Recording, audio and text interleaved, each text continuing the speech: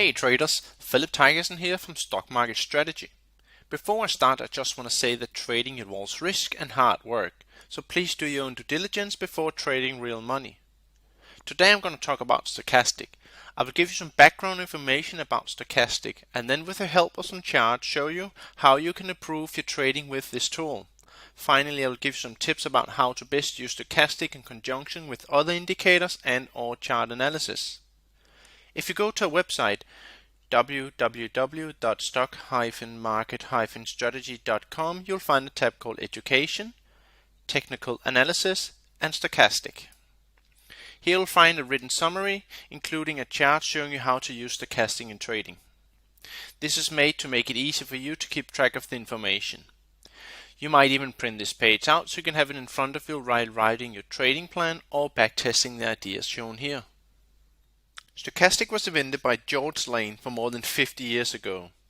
It is needless to say that the reason for it still being around is the popularity of this tool. Stochastic is a momentum indicator which tells us how strong or weak the current close is compared to the previous high-low over a set number of bars. So if the close is consistently at the high range, we are seeing a rising stochastic, we are then experiencing buying. If we're seeing consistent closes at the low range, we're seeing a falling stochastic, which means we are experiencing selling. The default settings for stochastic is 14-3-3. Let me just quickly tell you what this means so you know what you're trading. 14 means that stochastic is calculated by using the last 14 bars. 3 symbol is a 3 symbol moving average used to smoothen out the stochastic so you avoid noise and fake signals. And this 3 symbol moving average is a trigger line. So stochastic line, also called the %K, is the white one here.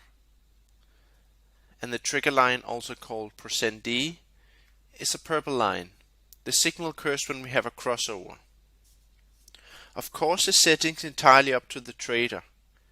Traders looking for scalp might use a 7-3-3 setting instead. Like with all indicators, the lower the settings, the more whipsaws. So you have to backtest and forward test to see which setting suits you best.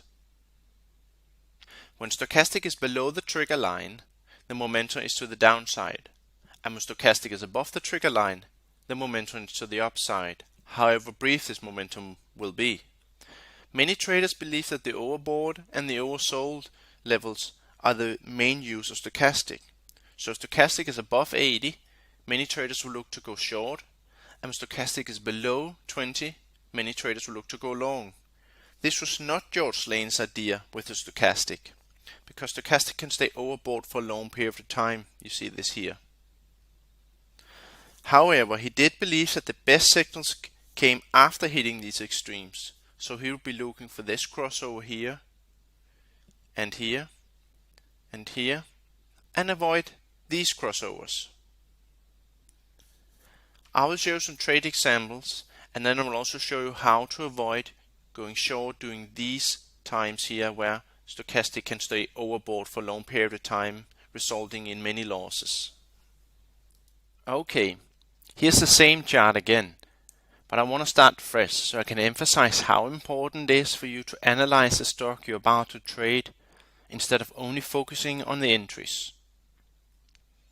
And if we do analyze this stock, we'll be able to avoid going short here and here, just like I promised you I would show you. So first, if you look at your MA, you see that it's upsloping. So if you have a rule in saying you're only allowed to go long when the MA is upsloping, you would avoid going short here and here, but you would catch these winners down here. Yes, you would miss out on these winners, but that's okay, because it's not the quantity of trades, it's the quality of trades we're focusing on. So now I'll show you how I would approach this when I were to enter it.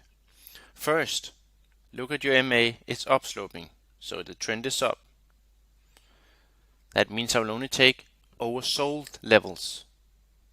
So we'll go and locate those. We got an oversold here, and one here, and a third one here. And third, I'll be looking for crossover, the stochastic crossing up through the trigger line happening here and here and here.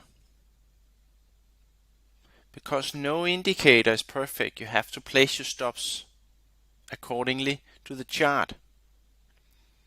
So if I enter the trade here, I'll be looking to place my stop underneath last swing pivot low. When my entry is here, I would place it underneath last swing pivot low here. And here it has an equal low with this one over here. So I would place my stop underneath this low over here. Here's another setup using Stochastic, but I've added divergence to the trade.